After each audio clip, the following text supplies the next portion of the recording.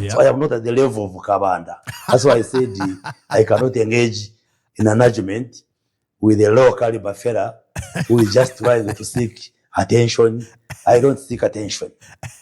So I cannot engage in cheap talk like that one of Kabanda. That's not my level. That's why we had to put him on the level that I advised him to go back to school. So that when you raise an argument, people see you as somebody who is raising an argument which is intelligible.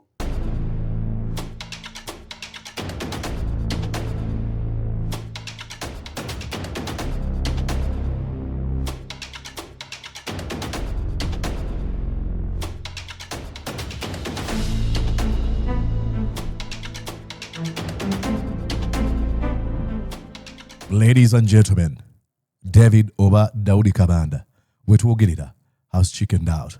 Amaze okudduka mu lutalo lwe yatandika.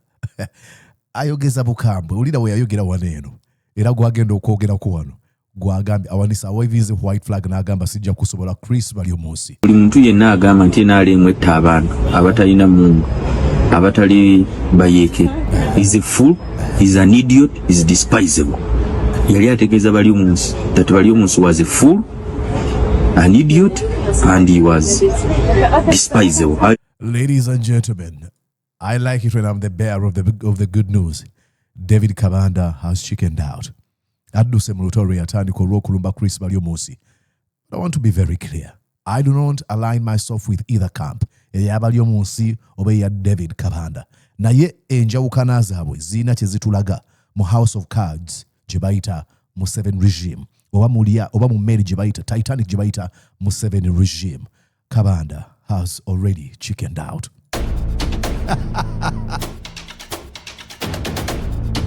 Aduse. Wetegese tusimbule. You're going to enjoy this one. You're going to enjoy this episode of Mordecai Bliss Alive. Are you ready? Let's do this.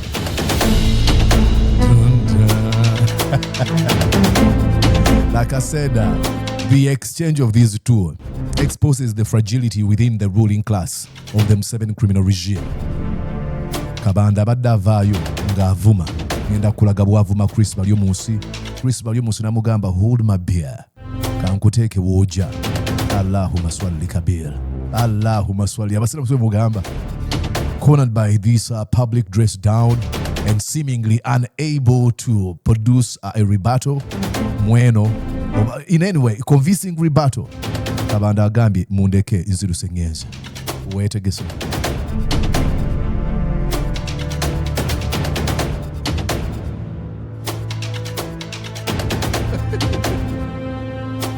I enjoy this. Bino bye binnyumira. Now, ladies and gentlemen, oyinza okuba oli mupya waneeno ngenda kukubira gye biva bino byonna. Now, as you know, wali njogera eva mu ggwanga baliyita Turkey. Ndowooza lyakyusa erinnya baliyita Turkey. Let me switch off this microphone here. All right, sorry about that. Ndowooza lyakyusa erinnya baliyita oba baliyogera batya Turkey. Wale lugero lugamba nti when a clown moves into a palace, he doesn't become a prince or a king. The palace becomes a circus. Nti singa ddiikuula ayingira mu lubiri tafuuka mulangira oba kabaka, wabula olubiri lufuuka ekifo omuzannyirwa emizannyo gy'abaddiikuula. So the appointment of Muhoozi as the commander of the defense forces really, despite of obuyigirize bwalina. I was watching a speech recently 2 days ago ntwala akadde n'empuliriza ku Museveni, to make analysis in between ayogera. It was early birthday ya Muhoozi. N'ayogera ku CV ya Muhoozi, and I was like, wow, really impressed. Gyayise gyasomedde wano mu America, was it Noji, Alabama, n'agenda mu Sandhurst Military Academy, n'agenda, like he has a good CV. Naye despite of obuyigirize bonna bwalina, he continues to expose himself as a complete dunderhead. That's not an insult. That's what he presents himself okumulaba. Kati ebintu byateeka ku Twitter bino ebyokulumba, ngenda kulumba Kenya, natulugunyiza ono, ngenda kutta ono. Really, that's a mind of a troglodyte. You think like a troglodyte. Oteekayo oti ebintu ebyo ku social media. At one time, kitaawe yali forced okwegayirira, okwetonda eri eggwanga li Kenya. Kati naye olw'okuba nti within the minds of minions abamwetudde bakkiriza nti agenda kubeera mukulembeze w'eggwanga. So some of them have to perform some sort of a WWE performance okulaga Muhoozi ondaba, and asinza okubeera nga avaayo okutwala ekyo ekifo ye Kabanda nga kwotadde Andrew Mwenda, the pseudo intellectual, used to be a smart guy, really betrayed his principles, compromised all his principles, all in service proximity to power and wealth. Kati Kabanda yagamba nze kankulage nti nze asinga okubeera foot soldier wo. Now bwe baali interviewing Chris Baryomunsi bamubuuza ku tweets za Muhoozi Kainerugaba eziswaza as a commander akulira ebitongole by'okwenda mu ggwanga, and he said, look, omulimu gwe ateeka omulimu gwange mu buzibu. N'agamba naye kimanyi bannayuganda ba makings up mind ku kibalowooza ku byateekayo. Listen here. The CDF does not speak for the government of Uganda, but he likes Twitter communication, and he writes tweets. At times I do not read them, then shortly he deletes them, and I'm sure Ugandans have formed an opinion on his tweets, and I don't see. Ugandans have formed an opinion on his tweets. Nti na Uganda bamaze okutegeera kyali ali awo mubuyabuya kyagezaako gamba. He's being nice here. Other than politicking, I don't think they take them as the official position from the government of Uganda. Like when he said, I am going to hang Dr. Besigye by June 6th. Did he hang him? It doesn't really matter oba yamuhanging oba nedda. Nyini yatulaga ebifaananyi bya Eddie Mutwe nga bamutulugunyiza. We take him seriously. Olw'okuba nti byakola biri really extremely out of the norm, tekitegeeza mbu tetuteekeddwa bitwala serious. Singa tetwatwala bya Eddie Mutwe serious, singa Eddie Mutwe tali mukomera naye yamukwata n'amutulugunya n'ateeka ebifaananyi ku social media. So we take him seriously. It is you ng'olemeddwa okulowooza kinyinza okukola mu kana akaseera gwagamba temubitwala serious. Yatta Besigye bwe yagamba nti agenda kutta Besigye tunaalinda kumutta tubitwale serious. Ate nga tulina ekyokulabirako ekya Eddie Mutwe. Did Ugandans believe that actually Besigye was alive before hanging? More or less. No. So I think many right-thinking Ugandans, except for the politics and what, they just know he likes tweeting. At times he tweets, then he deletes, and so forth. And I have been, for the record, saying those as a government spokesperson, I treat them as casual comments he makes on social media through Twitter. I have discussed this issue with the appointing authority, with the president. If you don't take them seriously, then why would you have a conversation with the appointing authority? Contradiction. Admittedly, these tweets make my work a little bit difficult. Admittedly, these tweets make my work a little bit difficult. Bwe yayogera ebyo, then nofuna Daudi Kabanda. Daudi Kabanda najja na yagamba bwati. I want you to pay attention to what he says. Ng'agamba nti omulimu oba osobola guveeko bwe baba guzibuwaza. Listen to what he says here. Baryomunsi Mukama nsonyiwa okuddamu okumwogerako. Yagambye nti yagenda n'aloopa General Muhoozi Kainerugaba wa president nti omulimu gwe aguzibuwaza. Omulimu gwe baba baguzibuwaza ate nga aguzibuwaza ye General Muhoozi Kainerugaba resigning odeka. Listen to the mind of Idalahead. Nti yaloopa, no, it is reporting ogamba hey watuuka n'okwetonda, then Museveni nyini singa tutekinga gundi eno gyali mu kwogereramu standard gyali mu endowooza ye, then Museveni ateekeddwa okuba nga ava mu ngeri mu bukulembeze bw'eggwanga. Lwaki aba yeetondera Kenya nga munsonyiwe bannange olwa mutabani wange? Nti bw'oba otuusa okwetonda nga tosobola kukoma ku mwana wo, then residing nga goba omwana wo, we can use those standards. Ne he doesn't think through byayogera kubanga kyali mukola. It is a performance of one audience of one person. Kwefunyafunanya yenyola nazina amazina nanyenye binange bye bakola naye nga byonna bikolera omuntu omu. Muhoozi Kainerugaba, can you see me? Ntunulira butya bwenkumba wansi w'ebigere byo, wansi w'engatto yo, obukyafu obwondagabu ntunulira butya bwembuteeka mu kamwa. This is what he's doing. How do you get to this level? Mbulira, how do you get to this level? Kyangu nnyo n'agusuulawo n'aga nti nze omulimu gwange baguzibuwaziza sikyayagala kukola ate n'ovaayo n'otandika okwogera ebintu ebitakwatagana. Aguleke abantu abala bajja gukola sigwe gusoose tulabya zaawanda Baryomunsi yali mu pafu ab'abantu pafu byebiki pafu kyekibiina ky'abamugisha muntu ekyaliwo edda mu 2000 abantu abo baali abawakanyi abaka ba palamenti abeeyitanga abavubuka abawakanyi kakati Baryomunsi yayogerako wano nti president yatta ne banda nti state erina okunnyonnyola ki ekise ne banda. I think you understand why I love these exchange. Okay? Baba yatugamba, of course you understand ebyalo byonna. Baba yatugamba ekitegeeza ne banda battamutte mu bugendelevu era abatta ne banda bali mu government biva wono. I like this. Please inject these in my veins. President n'avaayo n'akola press conference lwakitula n'agamba buli muntu yenna agamba nti NRM etta abantu abatalina mungu abatali bayeke is a fool, is an idiot, is despisable. I think that then you're referring to Museveni, a fool, an idiot and despisable. Kubanga tuina incident yabaddewo bassa abantu abatalina mundu wadde akasaale mu maka ga Muhammad Muwanga Kivumi. Museveni waba defininga omuntu agamba nti NRM etta abantu abatalina mundu is a fool, is an idiot and despisable. Then you're referring to Museveni himself. Not my words, your words.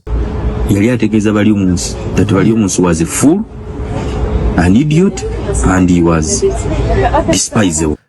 So bwatu bwagamba agenda maaso. We are enjoying this. Fetugamba mweyuze mwekube. So what happens now? Kwali I think it was again Daudi Kabanda yagenda n'agamba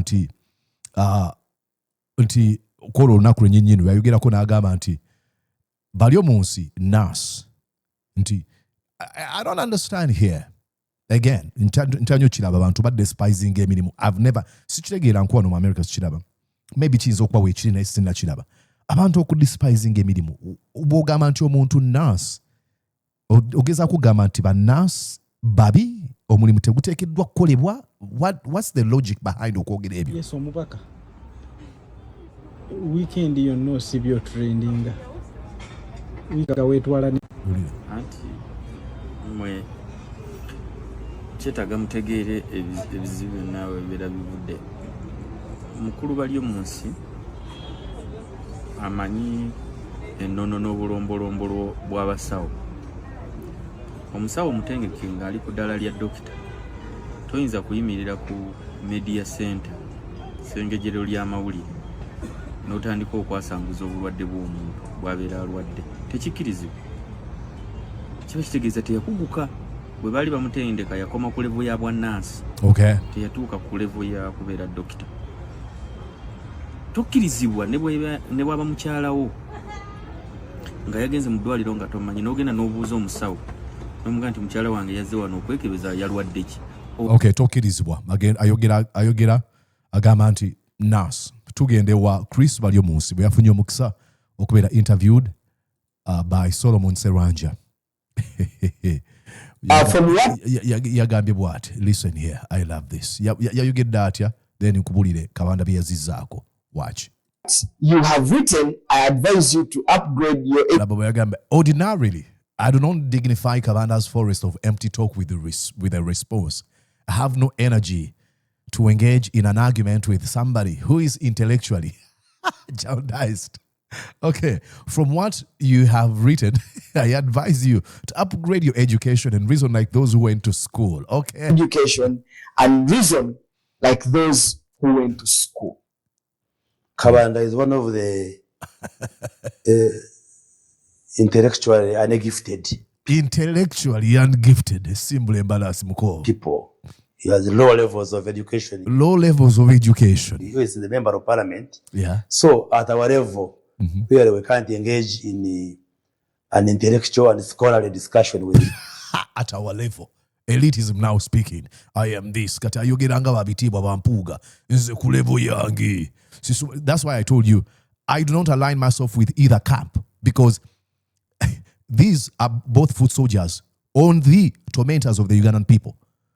Chris Baryomunsi for Yoweri Kaguta Museveni, David Kabanda for Muhoozi Kainerugaba. Nene mukwogera wadde bino bitusesa ne uli wagamba at my level. He's just a mere senior six river who Oh yes, he's the PLU. So he just wants to be seen in good light by MK and so forth. Like I said, he wants to be seen in good light by MK. But some of us are beyond that level. When we speak, we don't speak to please anybody. When I communicate to inform the public. I know what I communicate may not be pleasant and palatable to all those who are listening. But my duty is to be honest, to be truthful. Honest, truthful. Okay. He's a liar. Of course, you know this. He's not truthful. He's not honest. And he doesn't, he dances this kunya dance. Nalabi kunya lesa kazina bwatewa goal. Kunya dance ingajizinira yori kaguta Museveni. Bino byali mukwefumba fumba. Naye binyumira kubanga bitulaga cracksism regime. And I give it my best. If he thinks by writing that, then he's trying to endear himself to some people. That you see, we are in politics, and in these positions for different reasons. When he was reading, he says, I speak the way I speak because I maybe want the president to take attention and appoint me. I am not dying for any appointment. I am a qualified medical doctor with a PhD in medical sciences. Impugalism here now working. Even if I chose to walk out of politics now, I can be employed even in a better job than being a minister. I was a senior advisor with the United Nations. I worked in New York. And when I chose to leave New York, I was posted to Harare to be a regional HIV advisor for HIV. Okay. I declined and went to Parliament. So I am not a job seeker. I am not somebody who wants to survive on the politics. That's why I speak my mind the way I see it. Yeah. So I am not at the level of Kabanda. That's why I said I cannot engage in an argument with a low caliber fella who is just trying to seek attention. I don't seek attention. That's why even when I advise the president, I advise him with honesty. Honesty. I say things which many people fear. When I sat in the SEC, even when I sit in the cabinet, even in other platforms, I give honest advice to the president and the government. I say things which many people would ordinarily fear to say, simply because I am just being honest to my country. So I cannot engage. He's a liar. There's not, honesty and the Museveni regime is an oxymoron. Tebiswa kwatagana. Like, Kuntana, honesty and Museveni's regime, in cheap talk like that one of Kabanda. But you are already engaging in cheap talk already. Hello. That's not my level. That's why I had to put him on the level. I advised him to go back to school. So I cannot be honest to my country. So I cannot engage in cheap talk like that one of Kabanda. That's not my level. That's why I had to put him on the level. I advised him to go back to school so that when you raise an argument, people see you as somebody who is raising an argument which is intelligible, not just pedestrian talk. Saying, I was happy when Garuga died, I arrested the police. Rubbish. Rubbish.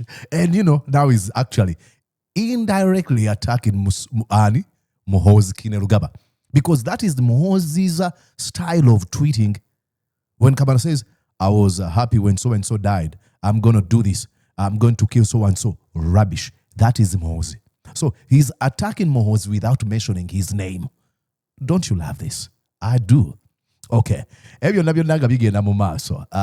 Wala akanyumide keja balaga and Rachi nyumira njumide bigenda maaso. Dr. Jimmy Spire Senetongo yafulumiza kakatuni kanelo, which look, I'm taking these rocks to MK. I'm taking these to Baryomunsi and coming back for more.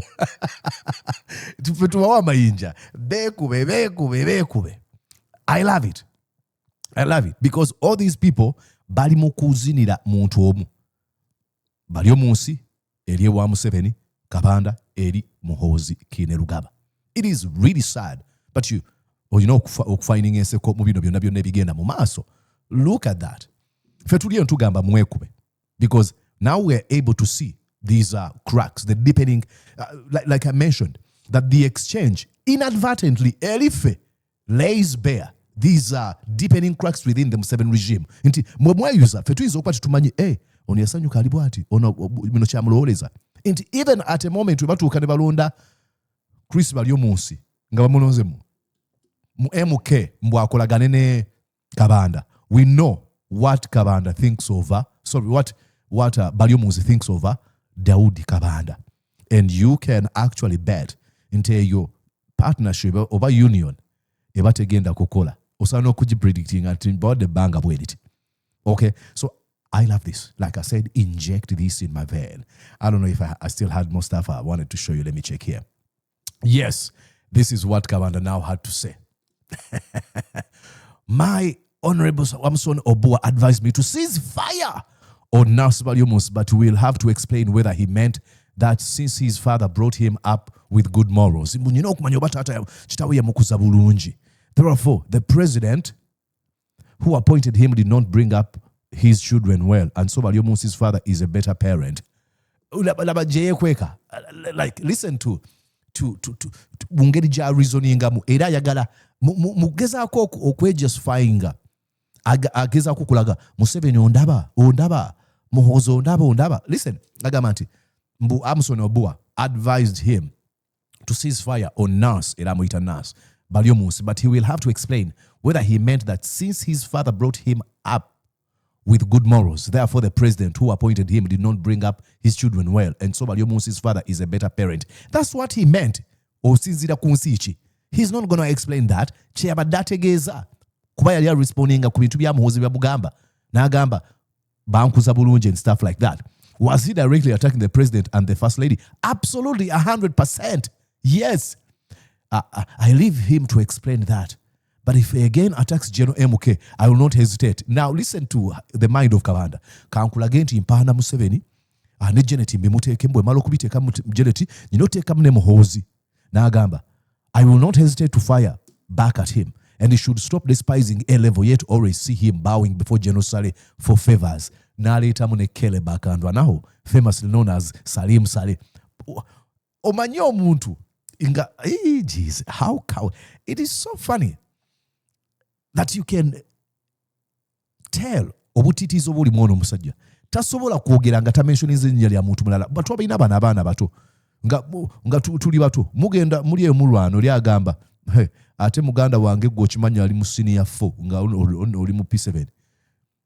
Ochimanyi mukwano gwange wangule mpaka bweziti. Like I mentioning bano itasobola kuyimirira ne yogera nga ye. Ayogedde Museveni, Janet, Muhoozi, Salim Saleh. What? Kuba Salim Saleh olwokuba talina buyigirize kati kino alinganga agezaako okugamba ogireganya aba senior 6 into senior 6. Ochimanyi ne Saleh wa senior 6. Oli mukuba musajjawo. N'agamba he might also need to show the country any scientific discovery from his so much education in science other than being a medical broker. That's Kabanda for you. Ngalemereddwa takyalina kyakwogera. Oh my God. Baleno nze njagala beekube.